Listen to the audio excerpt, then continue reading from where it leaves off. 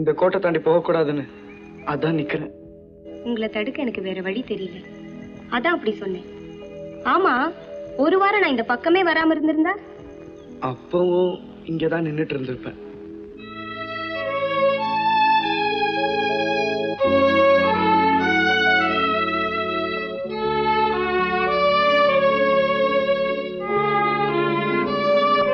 ஆண்டவன் கல்லுக்குள்ள மட்டும் ஈரத்தை வைக்கல, என் பாண்டிய மனசுக்குள்ளேயே வச்சிருக்கான்.